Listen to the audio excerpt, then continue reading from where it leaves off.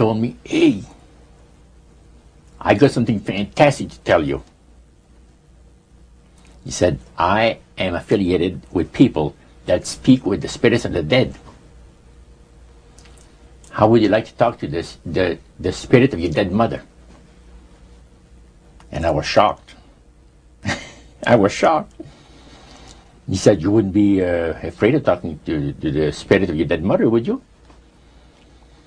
Well, I said, I'll tell you what, I would have to give that some thought, because it's something I never thought about before in my life. Heart Research Center presents A Trip into the Supernatural with best-selling author Roger Morneau.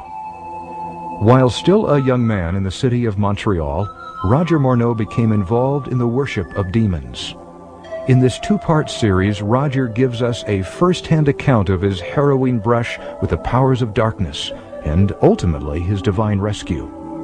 Also joining him are Cyril and Cynthia Grossi, the very couple who first pointed Roger from the darkness to the light. Conducting this exclusive interview are Dan and Karen Houghton of Heart Research Center. Let's now join the Houghtons and Roger Morneau as we together enter part one of A Trip into the Supernatural.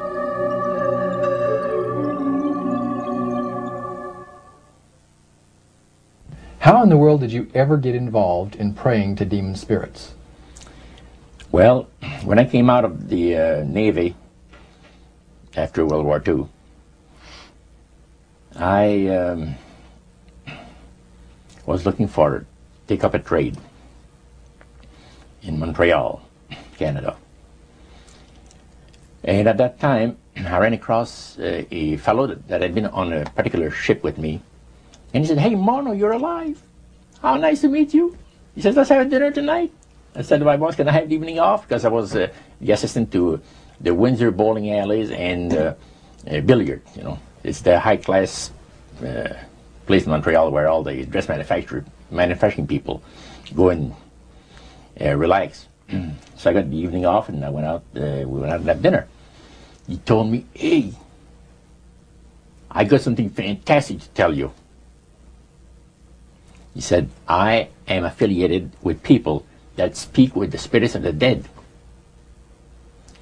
How would you like to talk to the spirit of your dead mother? And I was shocked. I was shocked. He said, you wouldn't be afraid of talking to the spirit of your dead mother, would you? Well, I said, I'll tell you what, I would have to give that some thought, because it's something I never thought about before in my life. Most of us probably haven't. A little afraid of something like that. Well, he says, you know, it's written all over your face. You're afraid of going to a seance. But he says, I know you. He says, you're going to come. And then he started telling me how brave I was when I was aboard ship, you know, different things. He says, you're not the same man. You're changed. You're chicken. That's all I needed to hear. I said, when do we go to a seance? So one Saturday evening, we were in the place. It was our first time. Very beautiful place. The medium was a lady. She had a gorgeous new home in Montreal. And there were about 20 invited guests there, which I was one of them. And she communicated with the spirits for different people there and telling them what the spirit said. And then there was one lady that had been talking almost continually before the seance started, and she didn't believe in the dead appearing and all of this and all that. And she said, well, I would have to see my dead sister, she says, to believe it. So while this the seance was going, one man said, I would like to talk to my friend that died 6 months ago, but I don't want him to appear. Just want to talk to him. Because he says, I don't trust you talking to my friend for me. So the medium says, let me inquire of the spirit. Yeah, the spirit will talk with you. And that big masculine voice was heard in the place. It says, hi, Frank. It's nice of you to ask for me to talk with you. And they had a little chat. And after it was over, Frank says, this is the greatest thing on earth. to be able to talk with the spirits of the dead. Then the medium said, we have a very special surprise tonight for you people. A spirit will manifest itself openly here in a few minutes, and it's like a big gust of wind hit the building and right through the wall.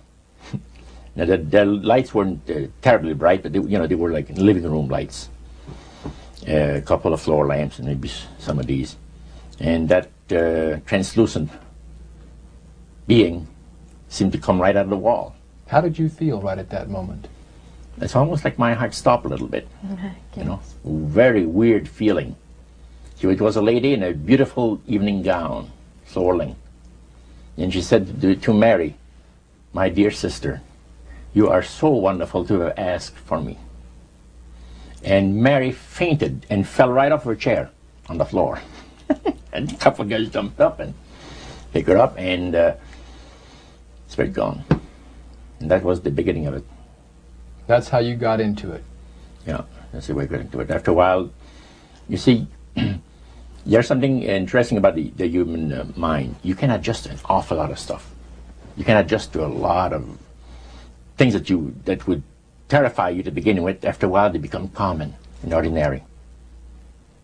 So you mean contact with the supernatural can become commonplace and ordinary and doesn't bother anybody? Yeah. In other words, the more that you do it, you're not uncomfortable. That's right. It's just not an uneasy feeling.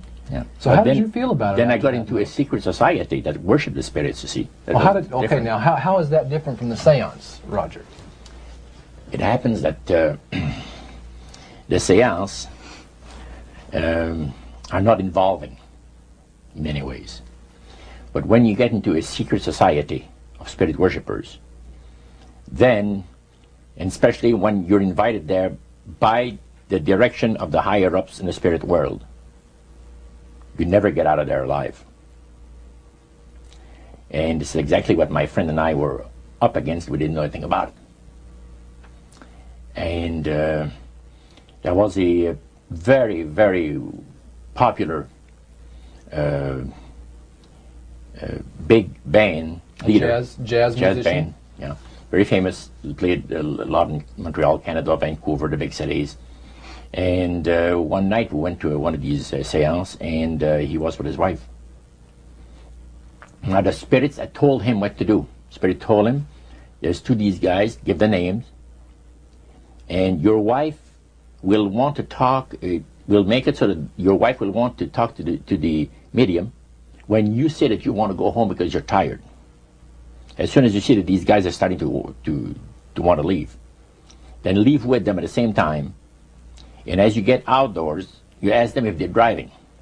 They'll say, no, they're going to take the tramway a couple blocks away.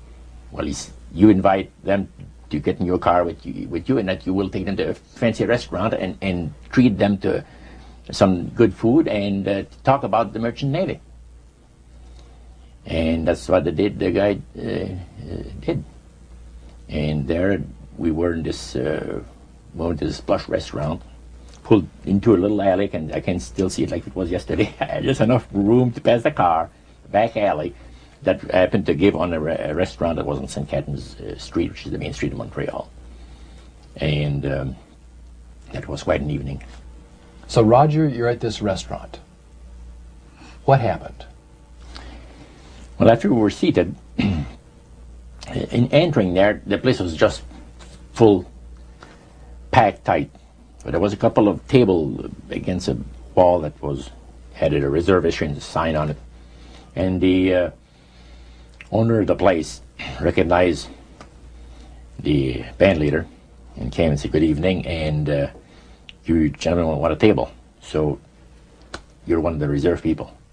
So we sat there, and we had our favorite alcoholic beverages, you know. And as we talked, the band leader says, how long have you fellas been involved with sorcery? And he shocked us a little bit, and I said, exactly what do you mean? Well, he said, you know, what you people are doing, talking to the supposed